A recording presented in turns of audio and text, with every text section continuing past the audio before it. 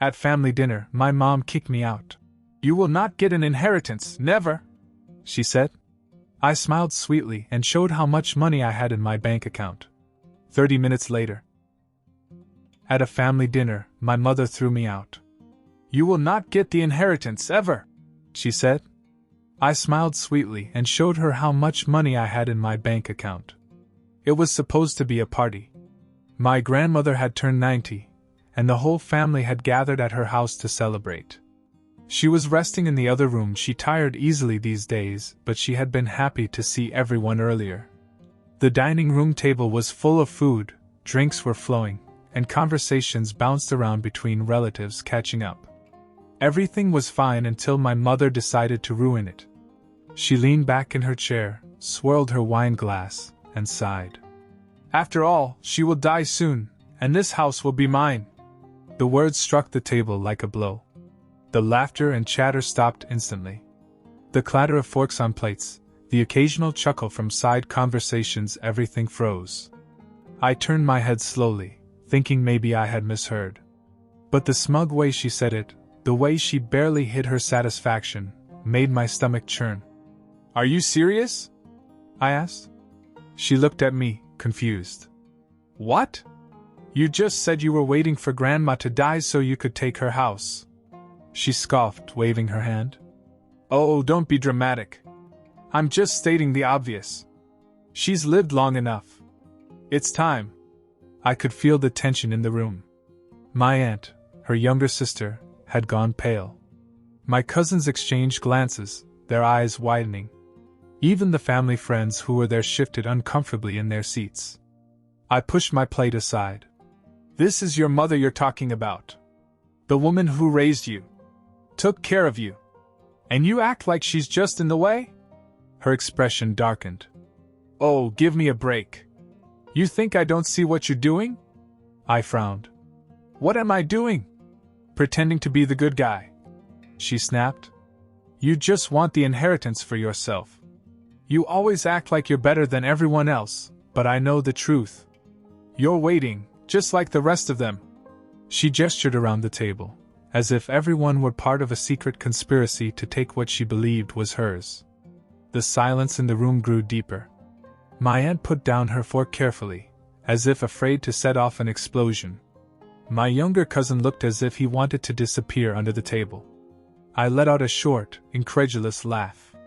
"Are you out of your mind? Oh, don't laugh at me." She slammed her hand down on the table. "You think you're so independent, so successful, but at the end of the day, all you want is a piece of what's mine. Well, guess what? You're not getting a dime. None of you are. The house, the money, it's all mine." The anger, the sheer greed in her voice, it was almost surreal. She had completely lost it. I sat back and shook my head.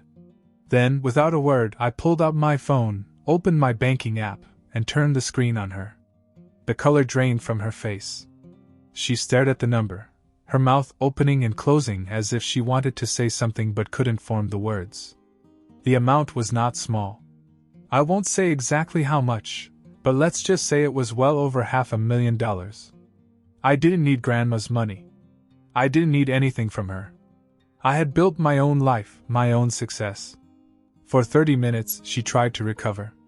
First, she pretended it was a joke. Then she tried to make excuses. Then, worst of all, she started to apologize. She said she didn't mean it, that she was emotional, that she wasn't thinking straight. She even had the nerve to say that she could use my help with something, some financial problems she was having. I stood up and pushed back my chair. "This is Grandma's birthday. Not a day to talk about money." The disappointment in me was overwhelming. I walked away. But what I didn't know was that this was only the beginning. Something worse happened that night.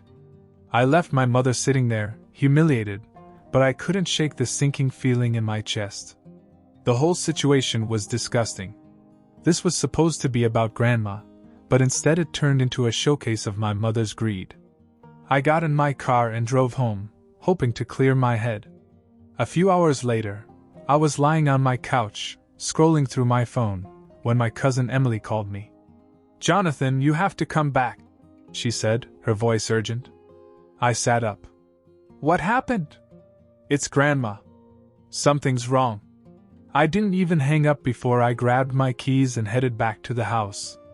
When I got there, the living room was a mess. My aunt was pacing, my cousins were whispering to each other, and my mother, she was nowhere to be seen. I rushed into my grandmother's room. She was still in bed, but something was wrong. She looked weak, more pale than usual. My aunt was kneeling beside her, holding her hand. What happened? I asked. My aunt looked up, her eyes red. She collapsed right after you left.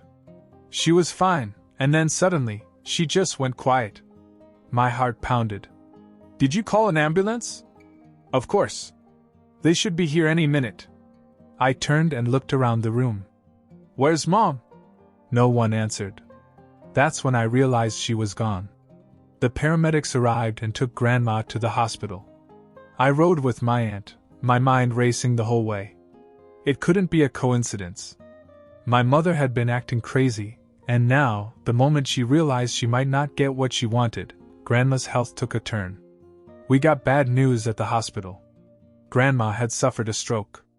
It wasn't serious, but at her age, any medical problem was dangerous. The doctors said she needed rest, but she would survive.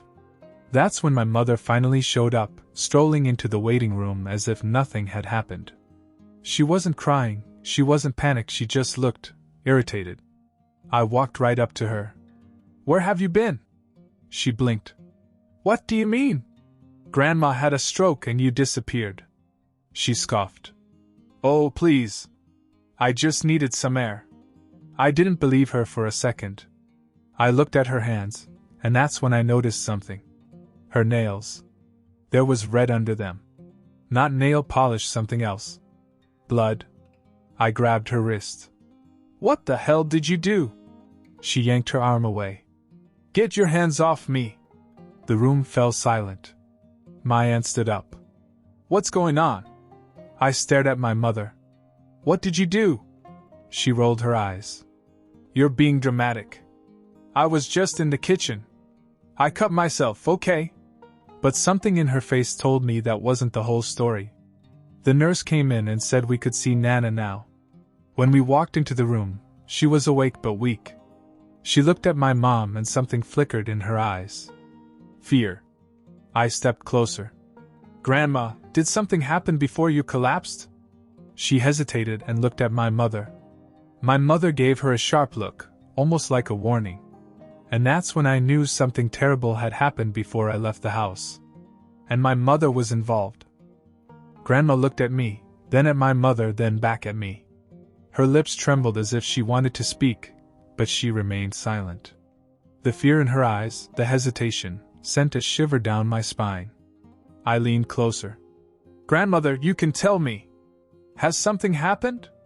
She opened her mouth, but before she could say anything, my mother suddenly burst into tears. Loud, dramatic, attention-seeking. Oh, I can't believe this is happening. She grabbed Grandma's hand and squeezed it, her voice shaking. Mom, I love you so much. I don't know what I'd do without you. It was an act. A disgusting, manipulative act. And Grandma knew it. Her frail fingers twitched, trying to pull away, but my mother held on. That's when I noticed the bruise on Grandma's wrist. It wasn't there before. Anger boiled in my chest. Let her go. My mother shot me a glare, but she let go. Grandma exhaled slowly, relieved. The doctor came in, interrupting the moment. He went over Grandma's condition and said she needed rest and would be monitored for a few days. My mother, of course, acted devastated and made sure everyone saw how worried she was. I didn't buy it. Neither did my aunt. That night I stayed at the hospital while my mother went home. I didn't trust her anywhere near my grandmother. And as it turned out, I was right not to. Around 2 a.m., I left the room to get some coffee. When I returned, I saw a figure standing by Grandma's bed. It was my mother. She was whispering to her, leaning close to her. The moment she noticed me, she jumped up. Oh, you scared me. I ignored her and went straight to my grandmother. Are you okay? She nodded weakly, but didn't look at me. I turned back to my mother. What did you say to her? She waved her hand. I just told her to rest, that everything would be fine. Lies. I had had enough. Get out. She gasped. Excuse me? You heard me. Get out. You don't care about Grandma. All you care about is her money. And I don't trust you around her. She scoffed. Oh, don't be ridiculous. I stepped closer and lowered my voice. I've seen the bruises on her wrist. For a split second, her mask slipped. A flash of something dark crossed her face. Then she smiled, false and sweet. You're being paranoid. But fine, I'll go. I have better things to do than be falsely accused. She turned on her heel and walked out, but not before giving Grandma one last look. One last warning.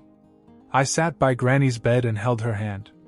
I won't let anything happen to you, I whispered. She gave me the faintest of smiles before closing her eyes.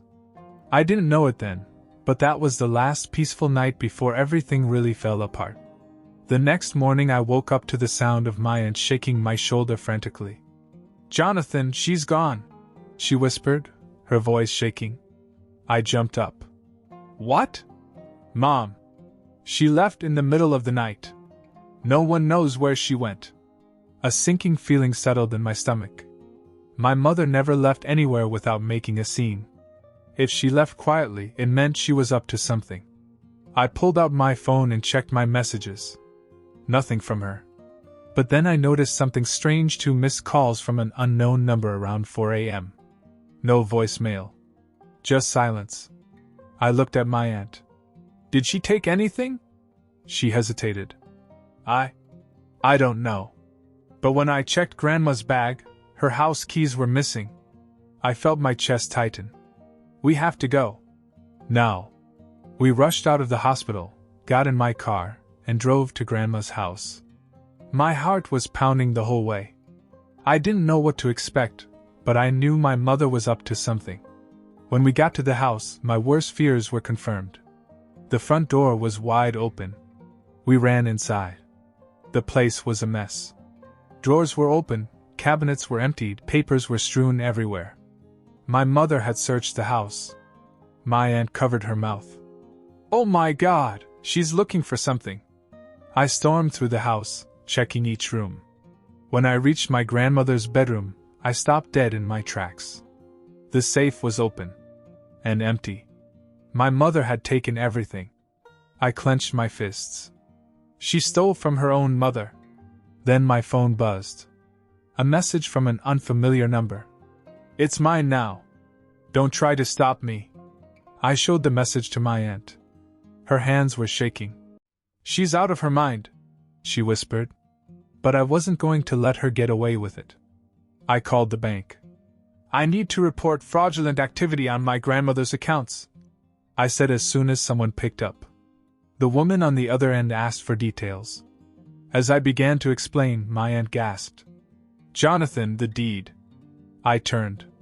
What? She ran to the desk and began shuffling through papers.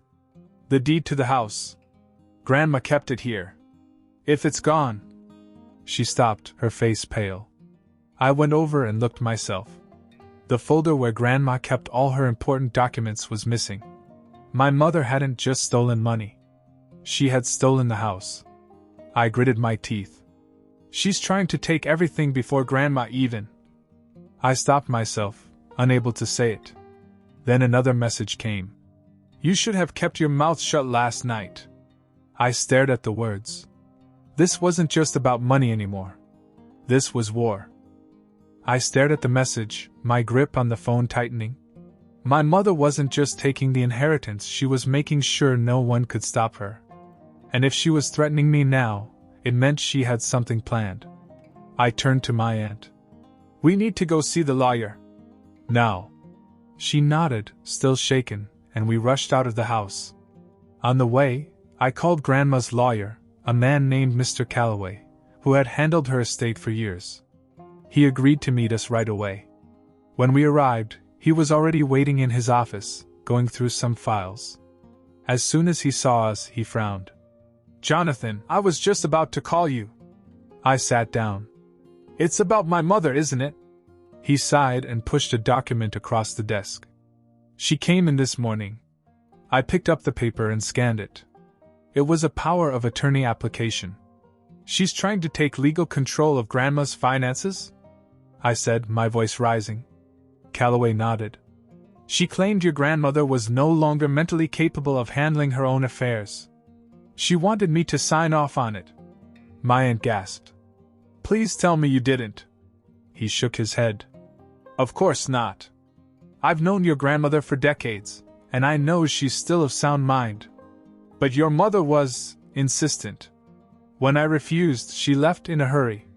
And now that I see you here, I guess she hasn't stopped." I told him everything: how she stole from the house, how she disappeared, and how she was now sending me threats. Calloway's face darkened. "This is more serious than I thought. If she forges documents or finds another lawyer who's less ethical than I am, she could take control of everything before your grandmother even dies." A shiver ran down my spine. My mother wasn't just impatient, she was desperate. Just then, my phone buzzed again. Another message from the unfamiliar number. "Check your apartment. Enjoy the surprise." I shot out of my chair. My apartment. I grabbed my aunt's arm. "We have to go. Now." We ran to my apartment, and as soon as we got there, I knew something was wrong. The door was ajar. I hesitated for half a second, then pushed it open. The sight that greeted me made me sick to my stomach. My apartment had been trashed. Furniture overturned. Drawers pulled out. Clothes ripped from my closet. My laptop was gone. My safe where I kept personal documents was open and empty. Then I noticed something worse. The wall. Written in big red letters, smudged and uneven. "You should have stayed out of this." My aunt grabbed my arm. "Jonathan, this isn't just about money anymore. She's dangerous." I exhaled slowly, trying to stay calm, but my heart was pounding. My mother had hired someone to break into my house. She wasn't just playing legal games anymore, she was threatening me. And I wasn't going to let her get away with it. I pulled out my cell phone and dialed 911. "This is Jonathan Carter. I need to report a burglary. And I have a strong suspicion that I know exactly who's behind it." My mother stood there clutching the disinheritance papers, her face pale as a sheet. The weight of what had just happened finally began to sink in. She wasn't just losing access to Nana's money, she was losing everything. My aunt crossed her arms. "Looks like all your scheming was for nothing. You can't do this," my mother whispered, shaking her head. "This isn't fair." I stepped forward. "Fair? You want to talk about fair? After you treated Grandma like a burden? After you stole from her while she was still alive? After you tried to rob us all blind?" She opened her mouth to argue, but the lawyer interrupted. "Jonathan is right. This was entirely your mother's decision, legally documented before she died. There is nothing you can do about it." Her hands trembled as she clutched the paper, scanning it as if hoping to find a loophole. "This can't be real. This must be some kind of mistake." My second aunt, who had flown in the night before, let out a cold laugh. "No, the mistake was thinking you could get away with it. You sat there and waited for Mom to die so you could take everything. You treated her like an obstacle, not like family. Well, congratulations. You got what you wanted. She's gone. But guess what? You're left with nothing." My mother's mouth opened and closed, but no words came out. My aunt wasn't done. "We may not have been able to stop you from treating her like garbage while she was alive, but we sure as hell aren't going to let you profit from it." My mother let out a short, bitter laugh. "Oh, so what? You think you all deserve it more than me? Do you?" She pointed at me. "Mr. High and Mighty with his fancy bank account? You think you can just kick me out of my own mother's estate?" I smiled. "I don't need Nana's money. I never did. But I'll tell you this, you're not getting a damn cent of it either." Then the lawyer spoke again, his voice calm but firm. I should also inform you that per your mother's last request, you must vacate her home immediately. Any further attempts to claim ownership will be met with legal action. Silence. Complete, suffocating silence. My mother began to shake her head, her breath coming in short gasps. No, no, no, no! You can't kick me out of my own house. My first aunt gave her a sharp look. It's not your home. It never was. You've all turned against me, she shouted. You! Before she could finish, my second aunt grabbed the papers out of her hands and tore them in half. Not the legal ones, the copies my mother had brought. The ones she thought she could use to manipulate the situation. Looks like you don't have a leg to stand on anymore, my aunt said coldly. My mother's face twisted in pure rage. You think I need any of you? Fine. I'll go. But don't come crawling back when you realize I was right. We all just stared at her. No one spoke. No one stopped her. And that's when it hit her. For the first time in her life, she had nothing. No money. No home. No one by her side. After everything was settled, my aunts took possession of the house. They didn't sell it or renovate it into something unrecognizable. Instead, they kept it almost exactly the way Grandma would have wanted it. The old family photos stayed on the walls, the furniture barely moved, and even the backyard garden was still carefully tended. The only difference? The energy inside.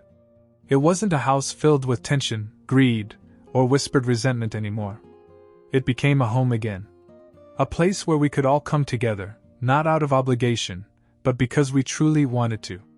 Now, every couple of weeks, my aunts invite me over. Sometimes it's just for coffee, sometimes for a full dinner. My cousins come over often, and on special occasions we get out Grandma's old recipes and cook together. It's funny, after all the fights over the house, it ended up exactly where it belonged. Not with one person hoarding it, but with the family, shared the way Grandma would have wanted it. And my mother? She found a man. A man with some money, though from what I hear not nearly as much as she had hoped. She's living with him now, apparently trying to get back to the life she thought she deserved. I don't keep tabs on her, but I hear things from time to time through the extended family. She hasn't changed, still as bitter and manipulative as ever, but the difference is that no one in the family listens to her anymore. She's on the outside now. And I think that's what bothers her the most. Not losing the house. Not losing the money. But to lose the power she thought she had over us. My aunts got the house, and our family, the real family, got to move on without her poison dragging us down. And honestly, I think it's the best legacy we could have asked for.